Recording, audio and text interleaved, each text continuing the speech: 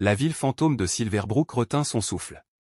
Lorsque Catherine Sullivan descendit de la diligence poussiéreuse. Sa jupe d'équitation sombre, moulant des courbes qui auraient pu faire hésiter un saint, a renouvelé ses vœux à 38 ans.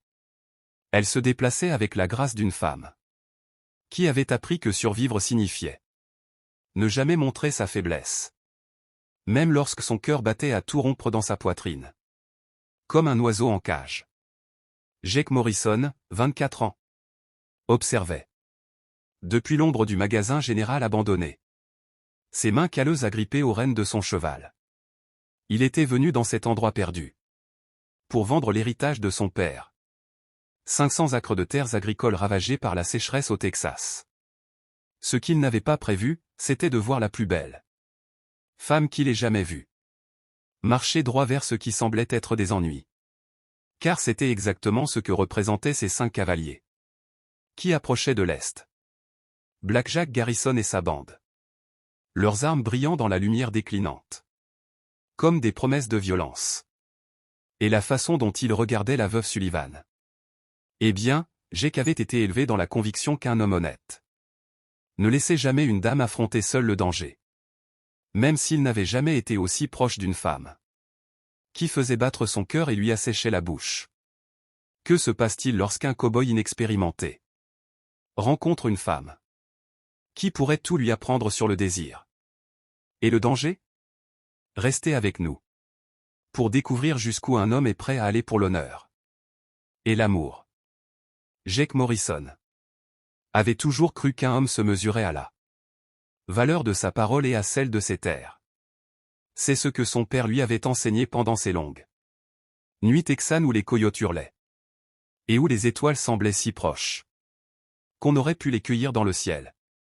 Mais alors qu'il regardait Catherine Sullivan lisser ses mains sur sa veste d'équitation, le mouvement attirant l'attention sur une taille qu'il aurait probablement pu enserrer de ses mains, Jake réalisa qu'il y avait certaines leçons que son père ne lui avait jamais enseignées.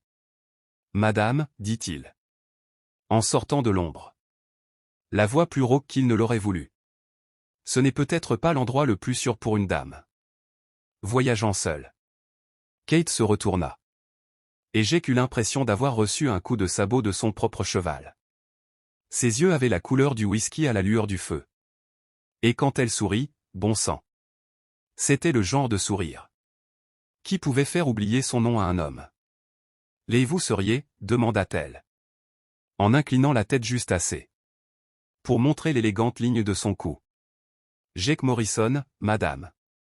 Du Texas. » Il toucha le bord de son chapeau, essayant de se rappeler comment respirer normalement. « Et vous êtes madame Sullivan ? Je suppose. » Ses sourcils se levèrent. « Ma réputation me précède. » « Votre beauté aussi, madame. » dit Jake, puis il sentit immédiatement la chaleur lui monter au cou. Bon sang, avait-il vraiment dit cela à voix haute? Mais le rire de Kate était comme des clochettes d'argent dans la brise estivale. « Monsieur Morrison, je crois que vous rougissez. » Elle s'est approchée. Assez près pour qu'il puisse sentir la lavande point dans ses cheveux, la chaleur de sa peau. « À quand remonte la dernière fois où tu as parlé à une femme qui n'était pas ta mère avant que Jake puisse répondre? Et probablement se ridiculiser encore plus. Le bruit des sabots qui approchaient traversa l'air du soir. Comme un couteau dans de la soie. 5 cavaliers émergèrent de la brume du désert. Leurs visages aussi durs que les terres arides qui les avaient façonnés. Blackjack Garrison était assis sur son cheval tel un roi, surveillant son domaine, ses yeux froids fixés sur Kate, avec l'intensité d'un prédateur. Évaluant sa proie. « Eh bien, Madame Catherine Sullivan. Je pensais que vous aviez appris votre leçon. Après ce qui est arrivé à votre chère feu mari. » Jake sentit tous les muscles de son corps se contracter comme un ressort. Il avait entendu des histoires sur le gang de Garrison, sur les mines qu'ils avaient acquises, et sur les personnes qui s'étaient mises en travers de leur chemin. En regardant Kate maintenant, la façon dont sa mâchoire se crispait, la façon dont ses mains se serraient en poing, il comprit que ces histoires n'étaient probablement qu'un début. « Je te l'ai déjà dit, Garrison, dit Kate d'une voix aussi ferme que le roc. Malgré le tremblement que Jake percevait dans sa respiration. La mine Sullivan n'est pas à vendre. Tout est à vendre, mon cher. Tout dépend du prix. Le sourire de Blackjack était tout tendant et sans chaleur. Et parfois, ce prix se paie en sang. C'est alors que Jake s'interposa entre eux. La main posée tranquillement sur la crosse de son colt. Ce n'était pas de la bravade, son père lui avait appris à tirer. Avant même qu'il sache monter à cheval correctement. Et il n'avait jamais manqué sa cible. Mais il n'avait jamais pointé son arme sur un autre homme. Jamais ressenti le poids d'une violence potentielle. Suspendu dans l'air comme de la fumée. La dame a dit non, dit Jake calmement. Il me semble que cela devrait mettre fin à la discussion. Le rire de Blackjack était plus laid que le cri d'un busard. Mon garçon, tu ne sais même pas dans quel jeu tu t'embarques. C'est une affaire entre adultes. Alors tu devrais peut-être commencer à te comporter comme tel. Répondit Jake en sentant Kate retenir son souffle. À côté de lui. Le premier coup de feu brisa le silence du soir. Comme du verre qui se brise. Jake attrapa la main de Kate. Et la tira vers le vieux saloon. Le cœur battant à tout rompre. Alors que les balles sifflaient au-dessus de leur tête. Ses doigts étaient fins mais fermes dans les siens. Et il pouvait sentir le tremblement. Qu'elle s'efforçait tant de cacher ici. Il poussa les portes battantes. Et l'entraîna dans l'ombre poussiéreuse. De ce qui avait autrefois été le cœur social de Silverbrook. Des chaises cassées et des tables renversées leur offraient un abri. Mais pas beaucoup. Kate se pressa contre le bar. Sa poitrine se soulevant et s'abaissant. D'une manière qui assécha la bouche de Jake. Malgré leur situation. Tu n'étais pas obligé. Je l'ai fait. Jake vérifia ses munitions. Ses mouvements rapides et assurés. Mon père m'a appris ça. Un homme qui ne défend pas ce qui est juste. N'est pas vraiment un homme. Et qu'est-ce qui te fait penser que je vaux la peine d'être défendu? La question sortit. Plus doucement qu'elle ne l'aurait probablement voulu. Vulnérable. D'une manière qui fit se nouer quelque chose dans la poitrine de Jake. Il la regarda alors, la regarda vraiment. La façon dont la lumière déclinante capturait les reflets dorés de ses cheveux foncés. La fierté de ses épaules. Ses lèvres pleines et douces. Qui lui faisait penser à des choses qu'un gentleman ne devrait pas penser parce que tu es là, n'est-ce pas? Parce que tu aurais pu vendre tes idées. Prendre leur argent et vivre en sécurité ailleurs. Mais tu ne l'as pas fait. Quelque chose changea dans son expression. Quelque chose qui rendit l'atmosphère entre eux électrique. Comme les instants qui précèdent un orage. Tu ne me connais pas, monsieur Morrison. Peut-être pas, dit Jake. En s'approchant. Malgré tous ses instincts qui lui dictaient de garder ses distances. Mais je sais reconnaître le courage quand je le vois. Et je sais reconnaître la beauté quand elle me coupe le souffle. Le gang les avait maintenant encerclés. Leur voix résonnant à travers les fenêtres brisées. Alors qu'ils discutaient de la meilleure façon de les faire sortir. Jake se positionna devant la fenêtre avant. Son fusil prêt à tirer tandis que Kate prit le côté. C'est alors qu'il remarqua le petit déringer dans sa main. Tenu avec l'assurance de quelqu'un qui savait s'en servir. Vous êtes pleine de surprises, madame. Sullivan. Une femme dans ma position apprend à prendre soin d'elle-même. Dit-elle en lui jetant un regard en coin. Mais je dois admettre que cela fait longtemps qu'un homme ne s'est pas battu pour moi. Simplement parce que c'était la bonne chose à faire. Votre mari ne l'a pas fait. Mon mari était un homme bon. Mais il était aussi pragmatique. Il aurait négocié, essayé de trouver un compromis. Sa voix se brisa légèrement. C'est ce qui l'a tué. Jake sentit la colère monter en lui. Ils l'ont tué, froidement. Ils ont fait passer ça pour un accident. Un effondrement dans la mine. Les jointures de Kate étaient blanches à force de serrer son arme. Mais Thomas était prudent, toujours prudent. Il ne se serait pas trouvé dans ce tunnel. Si quelqu'un ne l'y avait pas forcé. Avant que Jake n'ait le temps de répondre. La voix de Blackjack retentit de l'autre côté de la rue. Tu as 1 minute pour envoyer le garçon veuf. Tu n'as pas à te battre pour ça. Jake croisa le regard de Kate dans l'obscurité grandissante. Ses yeux avaient désormais la couleur des tempêtes d'automne. Féroce, magnifique et effrayé.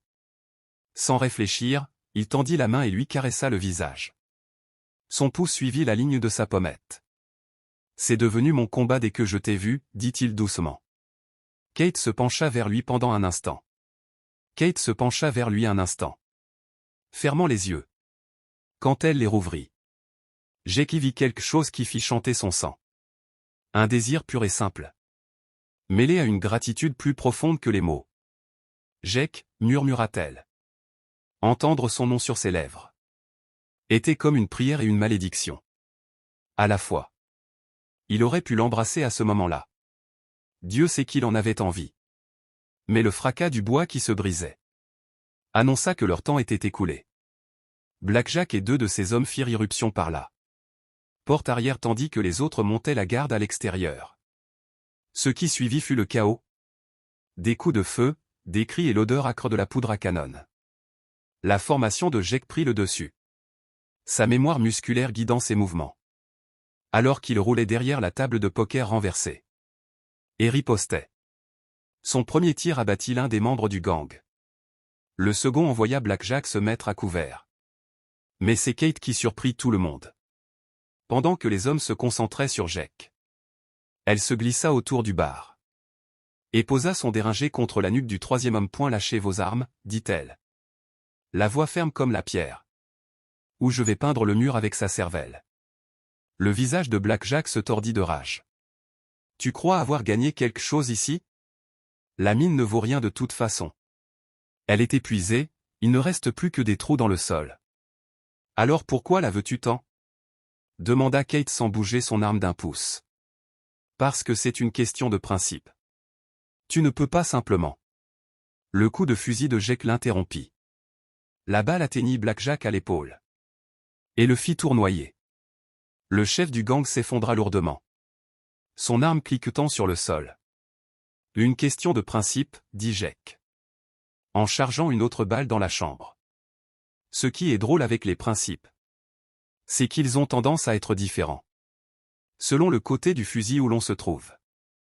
Les membres restants du gang jetèrent leurs armes. Les mains en l'air. C'était fini. Mais Jake savait que le véritable test ne faisait que commencer. Dans le silence qui suivit. Les membres du gang étaient ligotés comme des veaux. Au moment du marquage. Kate baissa enfin son déringer. Ses mains tremblaient maintenant. L'adrénaline du combat quittait son corps. Je ne peux pas revenir à la situation d'avant. Dit-elle doucement en fixant l'arme dans ses mains. Toujours à regarder par-dessus mon épaule. Toujours effrayé. Jake rangea son colt dans son étui et s'approcha d'elle. De si près, il pouvait voir son pouls battre dans sa gorge. Sentir la chaleur qui se dégageait de sa peau. Alors ne fais pas ça. Elle leva les yeux vers lui. Et Jake vit son propre besoin se refléter dans ses yeux. La soif de quelque chose de réel. De pur et d'honnête. Dans un monde qui semblait déterminé à anéantir. L'espoir des gens honnêtes. Je pourrais acheter ton ranch, dit-elle soudainement. Rembourser tes dettes, te donner un nouveau départ. Nous pourrions reconstruire cet endroit. Le faire revivre. Le cœur de Jake battait à tout rompre contre ses côtes. Kate, je sais que c'est fou. Je sais que tu me connais à peine et que je te connais à peine. Mais elle cessa de se mordre la lèvre inférieure. D'une manière qui assécha la bouche de Jake. Mais je ne me suis pas sentie aussi vivante depuis des années. Et la vie est trop courte pour laisser la peur dicter toutes nos décisions. Jake tendit lentement la main, lui laissant le temps de se retirer. Comme elle ne le faisait pas, il prit son visage entre ses mains. S'émerveillant de la douceur de sa peau. De la façon dont elle se penchait vers lui. Comme une fleur se tournant vers le soleil. Mon père disait toujours que la terre d'un homme était son héritage. Dit Jake doucement. Mais peut-être. Que certains héritages ont plus de valeur que d'autres.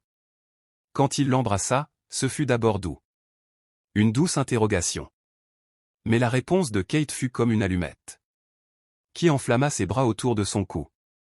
Son corps pressé contre le sien. D'une manière qui fit chanter chaque terminaison nerveuse. Elle avait le goût du whisky et de la sauvagerie. Des promesses et des possibilités. Quand ils se séparèrent enfin. Tous deux haletants. Jake posa son front contre le sien. Et demanda, et maintenant? Le sourire de Kate était un pur rayon de soleil, perçant les nuages d'orage. Maintenant, nous construisons quelque chose ensemble. Quelque chose qui vaut la peine de se battre. 6 mois plus tard, Silverbrook était de nouveau en vie. Le bruit des marteaux et des scies résonnait dans les rues, alors que de nouveaux bâtiments s'élevaient des cendres des anciens.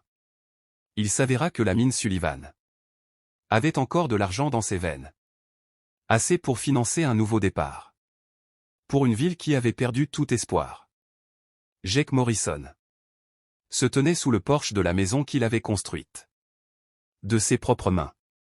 Regardant sa femme étendre le linge au soleil du matin. Kate bougeait avec la même grâce qui lui avait coupé le souffle le premier jour. Mais il y avait maintenant quelque chose de nouveau dans son attitude. Un contentement, un sentiment d'appartenance qui rendait sa beauté encore plus éclatante. Elle le surprit en train de la regarder et lui sourit. Ce même sourire qui pouvait lui faire oublier son propre nom. Vous voyez quelque chose qui vous plaît, Monsieur Morrison?